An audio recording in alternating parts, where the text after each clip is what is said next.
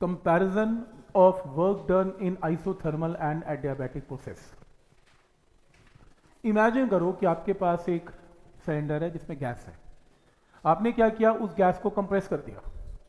जब आपने उसे कंप्रेस किया तो आपने वर्क डन किया। अब एक स्टूडेंट ने वर्क डन किया अंडर आइसोथर्मल कंडीशन और दूसरे स्टूडेंट ने वर्क डन किया अंडर एडियाबैटिक कंडीशन। काम वही किया, V1 से V2 कंप्रेस किया। आपको सिर्फ ये बताना है कि किसका वर्क डन ज़्यादा, किसका वर्क डन कम है। पहली बात ये, कई लोग सोचते हैं कि वॉल्यूम V1 से V2 हुआ तो वर्क डन तो बराबर होगा ना। वर्क डन बराबर नहीं होगा क्योंकि कंडीशन दोनों के डिफरेंट है और वर्क डन के फॉर्मूलाज भी दोनों में डिफरेंट है। तो चेक करते हैं। सबसे पहले एक काम करते हैं, आइसोथर्मल कंडीशन लेते हैं। आइसोथर्मल की इक्वेशन लिख ली, PV is a constant. P और V दोनों चेंज होते हैं आइसोथर्मल में, तो तुम इसको डिफ्रेंशिएट कर दो दोनों साइड्स को। कांस्टेंट की डिफ्रेंशिएशन तो 0 आएगी। U इंटू वी का formula pressure into differentiation of V plus V into differentiation of pressure is a constant. कोई ये बोला कि सर आपने विद रिस्पेक्ट टू नहीं किया, तुम कर भी लोगे तो 0 से कट के क्या हो जाएगा, 0 हो जाएगा, कोई फर्क नहीं पड़ता। तो तुम इसे राइट साइड पे ले गए, राइट साइड पे लेके dP और dV एक तरफ, बाकी टर्म एक तरफ, तो तुम्हारे पास dP बाई dV की वैल्यू आ गई। किसी भी PV ग्राफ के अंदर कोई भी, अगर मान लो कोई भी प्रोसेस है और इसका प्रेशर एंड वॉल्यूम का ग्राफ है और अगर तुम इसकी स्लोप निकालो तो ये एक्सिस dP होगा और ये dV होगा, तो स्लोप क्या होगी, dP बाई dV। तो मेरे पास क्या आ गया, dP बाई dV की वैल्यू आ गई। ये dP बाई dV की वैल्यू को क्या बोलेंगे, स्लोप ऑफ आइसोथर्मल प्रोसेस। तो slope of isothermal process is equal to कितना, minus P upon V। Equation number 1 संभाल के रख लो। फिर सेम काम करो एडियाबैटिक। एडियाबैटिक की इक्वेशन लिखो, PV raise to power gamma is a constant. फिर डिफरेंशिएट करो, एक बार P कांस्टेंट बाहर, V की पावर गामा की डिफरेंशिएशन क्या होती है, गामा पावर नीचे और V की पावर एक कम, डिफरेंशिएशन है।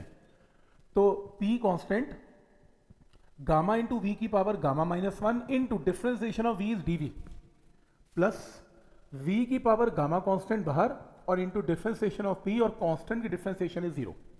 मैंने फिर से एक बार U और V का फॉर्मूला लगाया है, तो इसके अंदर पहले P को नहीं छेड़ा, एज इट इज इसकी डिफरेंशिएशन, फिर V की पावर गामा एक तरफ, P के डिफरेंशिएशन इक्वल टू 0। ये टर्म को राइट साइड पे ले जाओ, यहां से P और गामा एक तरफ, ये पूरी टर्म इसके नीचे ले जाओ। V डिवाइड हो रहा है, पावर सबट्रैक्ट करो, gamma minus gamma plus 1, gamma gamma cancel, ये टर्म आ गई। और यहां पे dP और dV को एक तरफ रखो, तो dP बाई dV की वैल्यू क्या आएगी, minus gamma P by V। लेकिन dP बाई dV क्या होता है, स्लोप ऑफ एडियाबैटिक कर्व होता है, राइट। तो स्लोप ऑफ आइसोथर्मल क्या आई थी, minus P by V। Adiabatic के नॉर्मली देखे गए हैं रिजल्ट जो होते हैं वो गामा टाइम्स हो जाते हैं, तो स्लोप ऑफ एडियाबैटिक क्या आ गई, minus gamma P by V। तुम दोनों स्लोप्स को डिवाइड कर दो, slope of adiabatic by slope of isothermal, सिर्फ क्या बचेगा, गामा, बाकी कैंसल। और जो गामा होता है वो हमेशा ग्रेटर देन 1 होता है, क्योंकि गामा होता क्या है, CP by CV which is greater than 1।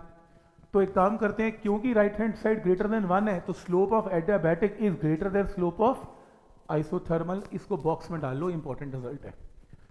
तो slope of adiabatic is greater than slope of isothermal, ये इंपॉर्टेंट है। इसके अंदर आप ये पूछेंगे कि सर यहां तो वर्क डन का कंपैरिजन था, ये स्लोप का कंपैरिजन कहां से आ गया। देखो ध्यान से देखना, अगर मान लो आपको PV डायग्राम में ऐसे दो कर्व गिवन है, ये रे, जिसमें कंप्रेशन हो रहा है, देख रहे हो कंप्रेशन हो रहा है। इसके अंदर जब कंप्रेशन हो रहा है तो आपको ना ये पेपर में बिल्कुल भी गिवन नहीं होगा कि एडियाबैटिक की आइसोथर्मल, तुम्हें सिर्फ ग्राफ गिवन होंगे। तुमसे पूछा जाएगा बताओ कौन सा कर्व एडियाबैटिक है और कौन सा आइसोथर्मल है, तो जिसकी स्लोप ज्यादा वो किसका, एडियाबैटिक, क्योंकि slope of adiabatic is greater than slope of isothermal. अब आप चेक करो किसी स्लोप ज्यादा, एक इमेजिन कर लो ना, बेस दोनों का सेम ले लो, तो tan थीटा जब लेंगे तो इसका बड़ा आएगा, इसका छोटा आएगा, दिख भी रहा है इसकी स्लोप बड़ी, इसकी स्लोप छोटी है। तो जिसकी स्लोप बड़ी है वो एडियाबैटिक है, जिसकी स्लोप छोटी है वो आइसोथर्मल है। तो तुम्हें ये पेपर में बिल्कुल भी गिवन होगा तुम्हें ये गिवन होगा, दो कर्व्स हैं, तुम खुद पहचानो कौन एडियाबैटिक कौन आइसोथर्मल। तो ये एडियाबैटिक, ये आइसोथर्मल। जैसे मान लो पेपर में ये गिवन है दो कर्व्स, किसकी स्लोप बड़ी, ये स्लोप बड़ी है, देखो ना ये चढ़ाई ज़्यादा चढ़ रही है, टैन थीटा ले लो, टैन थीटा इसका बड़ा आएगा इसका छोटा आएगा, इसकी स्लोप बड़ी तो ये कौन एडियाबैटिक, और इसकी स्लोप छोटी तो ये कौन आइसोथर्मल। ठीक है, तो जिसकी स्लोप बड़ी होगी वो कौन होगा एडियाबैटिक। अब आखिरी काम वर्क डन कंपेयर करना। बताओ ये कर्व ऊपर है, इसका इसके अंडर एरिया ज़्यादा आएगा और इसके अंडर एरिया कम आएगा, और जिसका एरिया ज़्यादा उसका वर्क डन भी ज़्यादा।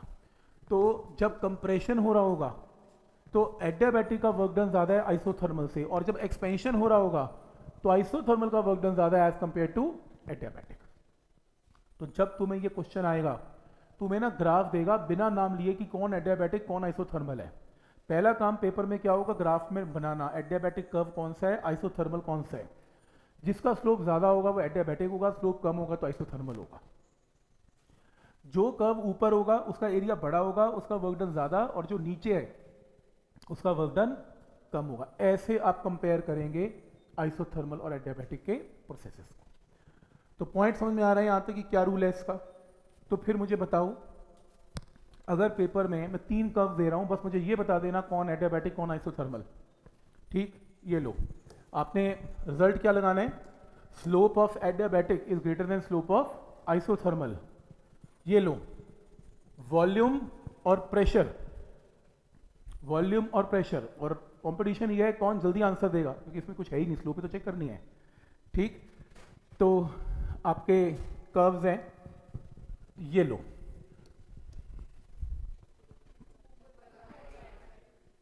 ऊपर वाला एडियाबैटिक, ऊपर वाला एडियाबैटिक और नीचे वाला आइसोथर्मल। अच्छा, अभी डिस्कस करते हैं।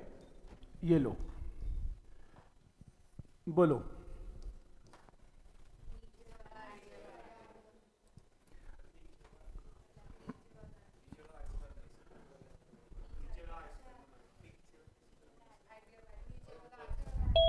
ठीक है, मैं एक द्वारा मैं कंफ्यूज हो गया आपके आंसर से, एक बार फिर से। ठीक है, ओके, इसमें बताओ किसका कौन सा एडियाबैटिक कौन सा। तुमने बोला ऊपर वाला एडियाबैटिक और नीचे वाला आइसोथर्मल। मैंने पूछा कैसे बोला, तो तुमने कहा स्लोप चेक की, स्लोप में तुम्हें लगा कि ये बड़ा है और ये छोटा है। सही है, सही है। उसमें नीचे वाला एडियाबैटिक, ऊपर वाला, अच्छा फिर उल्टा, ऊपर वाला एडियाबैटिक नीचे वाला आइसोथर्मल। ठीक है, इस पूरे प्रोसेस में वॉल्यूम क्या हो रहा है, बढ़ रहा है कि घट रहा है, प्रेशर क्या हो रहा है, बढ़ रहा है कि घट रहा है। अच्छा, आइसोथर्मल दोनों घट रहे हैं ना, तो इस कंडीशन में PV is a constant, isothermal की इक्वेशन है। और आइसोथर्मल प्रोसेस ये कहते हैं कि अगर तुम्हारा वॉल्यूम घट रहा है ना, तुम्हारा प्रेशर बढ़ना चाहिए। ये तो दोनों घटा रहा है, ये आइसोथर्मल हो ही नहीं सकता, और एडियाबैटिक भी नहीं हो सकता, क्योंकि PV raise to power gamma is a constant की सेम स्टोरी है। क्योंकि तुम्हारा वॉल्यूम घट रहा है, तुम्हारे प्रेशर को बढ़ना चाहिए, इसमें दोनों घट रहे हैं, ना कोई आइसोथर्मल और ना कोई एडियाबैटिक, कुछ भी नहीं, दोनों एम बना के दिए थे। ये पेपर में ऐसे कर्व्स आ जाते हैं जिसमें तुम्हें ध्यान रखना पड़ेगा, एक प्रेशर बढ़ेगा तो वॉल्यूम घटेगा, तभी ये रूल लगेगा, नहीं तो रूल नहीं लगेगा। पॉइंट समझ में आया यहाँ तक?